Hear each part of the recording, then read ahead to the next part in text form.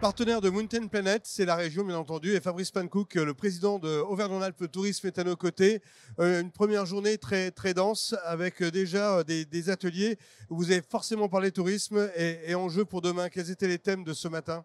Alors, on a commencé à travailler ce matin avec l'Agence nationale de cohésion des territoires et la SUERA, cette stratégie macro-régionale pour les Alpes à l'échelle européenne.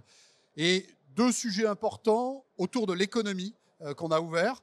Tout d'abord, le tourisme, avec toutes les dimensions de transition, d'innovation, les pépites aussi qu'on a sur nos territoires. Et un deuxième sujet, l'industrie, avec cette volonté de propulser une industrie dite 4.0, en tous les cas, tout ce qui fera l'industrie de demain. Comment ça se concrétise pour vous, cet avenir? Cet avenir, il passe par des innovations évidentes, à la fois sur la question du tourisme comme sur la question de l'industrie. C'est l'ensemble de nos territoires de montagne qui sont en transition. On recherche ces innovations, on découvre aussi des choses nouvelles à mettre en œuvre, typiquement sur l'industrie. Le projet du territoire de Tarentaise avec Ugiring est un des exemples. Mountain Planet, c'est là où on parle, c'est là où on échange, on parle d'innovation, de transition et de rencontres. C'est ça l'effervescence de ce salon? Mountain Planet, c'est le salon qu'on attend d'une édition sur l'autre. D'abord parce qu'on a envie de se retrouver ici avec des partenaires qui viennent du monde entier, qu'on n'a pas forcément vus depuis bien des mois, avec ceux qui sont les fournisseurs, mais aussi les acteurs de la montagne, parce qu'on a besoin de ces échanges. On a besoin de penser ensemble l'innovation. On découvre ici des choses qu'on va retrouver sur nos territoires dans les mois, dans les années même à venir. Et puis on a besoin de faire le point de ce qui a été essayé déjà, de ce qu'il faut qu'on adapte ensuite. Et puis on est dans ce moment aussi où on va quasiment tirer les traits de la saison 2023-2024 avec de bons résultats. Et ça, c'est l'occasion aussi de parler d'économie.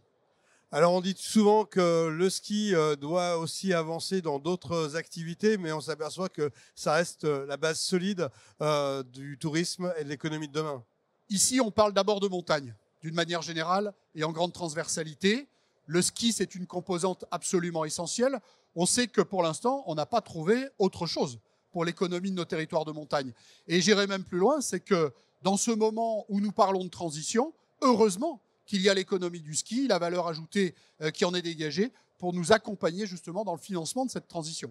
On parle beaucoup d'écologie, de développement durable et on parle aussi de l'hydrogène. Vous y croyez beaucoup, c'est une solution pour demain. Dernièrement, vous avez testé un bus du côté de vos montagnes savoyardes.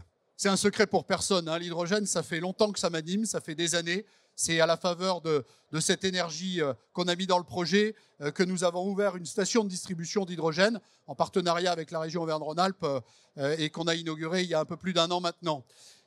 On a testé les 9 et 10 avril dernier un bus, une création de Safra, un bus réalisé d'origine avec ce vecteur d'énergie qu'est l'hydrogène.